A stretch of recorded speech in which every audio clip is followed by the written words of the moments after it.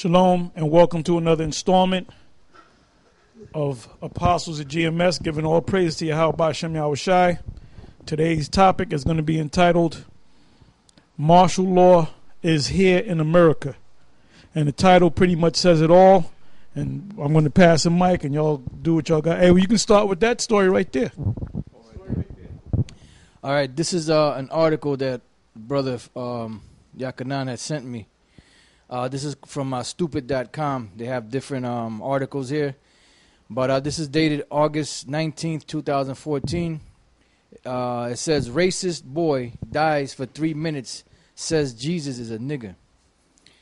Because the truth is coming out, you know, I mean, because as we read the article, his father was a member of the KKK, you know, and you know how they feel about Jake, you know, but then when he died and he went to heaven, he found out that the Lord and the angels are black men.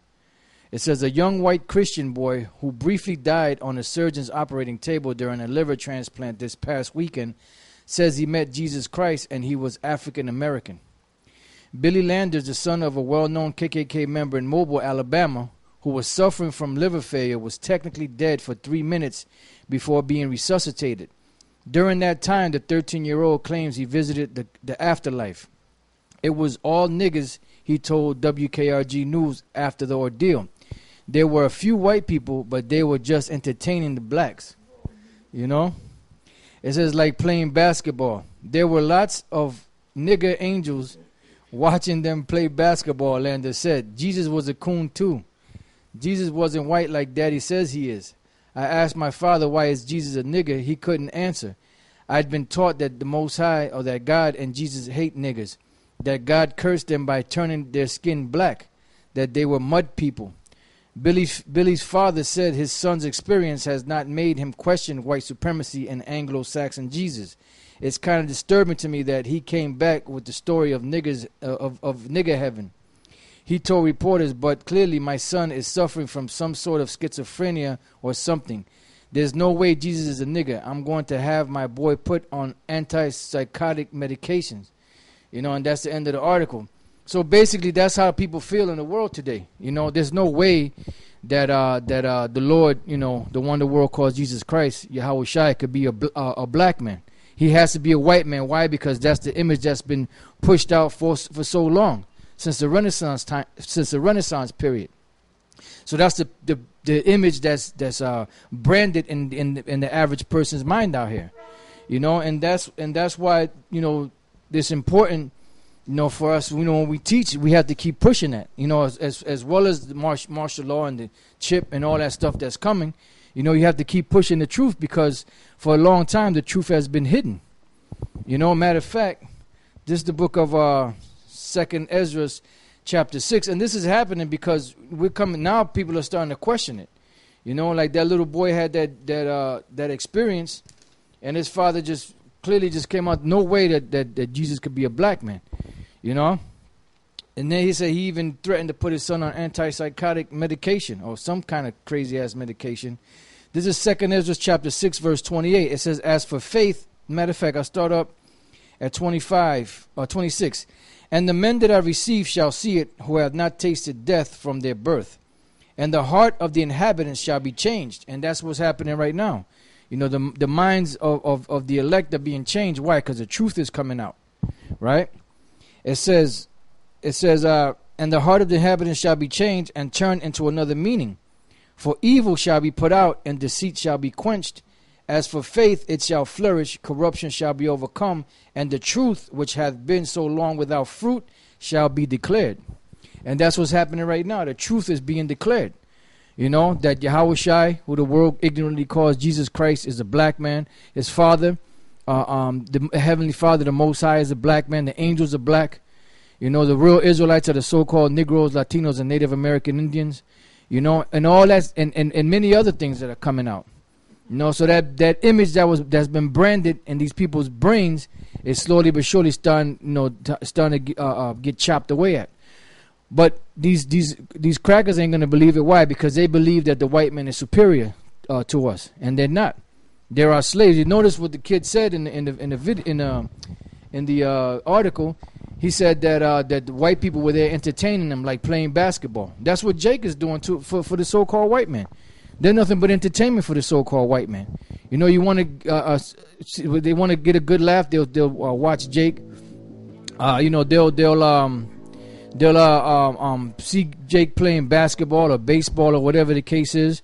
You know, whatever entertains them. You know, and usually it's Jake that's doing the entertaining. You know, but there's going to be a role reversal in the kingdom of heaven. Why? Because Esau is going to be playing that part. You know, he's going to be playing the part of Amos and Andy, Step and Fetch It. You know, and all those different old movies and plays and stuff like that were being played back in the days, and even to this very day. You know, because when you watch these videos and you see Jake dancing there, they be getting down, but it's nothing but a modern day minstrel show. You know, and who's the ones that's entertained by it? You got a lot of crackers that watch it to get entertained. But in the kingdom, they're going to be the ones that's going to be doing the entertaining. And really, they're not that funny, so they're going to need a lot of help. I got a quick precept. This is the book of Lamentation, chapter 1, verse 21. They have heard that I sigh, there is none to comfort me. All mine enemies have heard of my trouble. They are glad that thou hast done it. Thou wilt bring the day that thou hast called, and they shall be like unto me. So that's basically what's going to happen. You know, the Lord's going to take us from a slave state, put us into a kingly, priestly state, and then Esau and the other nations, they're going to become the new slaves on the planet. You know, mainly Esau, because he's a proud devil. You know, and that's the reason why they're fighting so hard right now, trying to push this new world order, because they know that the time is short. They know that the information is out there. They know that the word is being pushed. You know, the real Israelites are being pushed out there. You know, and the truth is coming out. So they're doing whatever they can to hurry up and implement this new world order, because when if they get a chance to fully implement the new world order, what they plan on doing is they plan on shutting down any type of freedom of speech. You know, they plan on shutting down, you know, any type of gathering, you know. They plan on just putting people in concentration camps.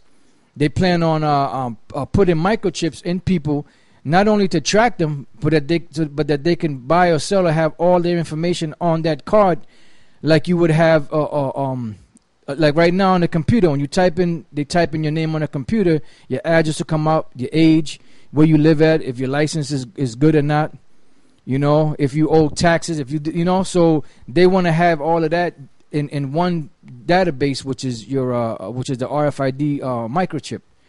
That's where they want to store all that information. And whenever you want to get something from the store, you know, or wherever, you swipe your hand to make that payment. And I don't see what the big deal is, or why some people out there can't see it, but you know, the Lord blinded them. Well, the ones that can't see it are the ones that sold out. You know? Yeah, that's right. That's right. You know, and they taught to teach that, because if you really watch that documentary, you know, that we did a while back, it's a 6-part series. It was broken down thoroughly. You know, and if you took 2 minutes to do the research and just look up the Greek word for mark, you will see, you know, that it's talking about the microchip.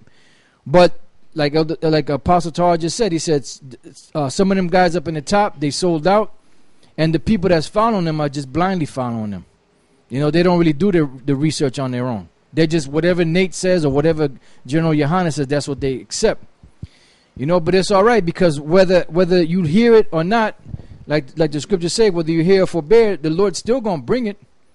You know, because it's prophecy. The Lord said that His words don't go out void. So this is the book of Ezekiel, chapter 2. I'll start at the first verse. And he said unto me, Son of man, stand upon thy feet, and I will speak unto thee.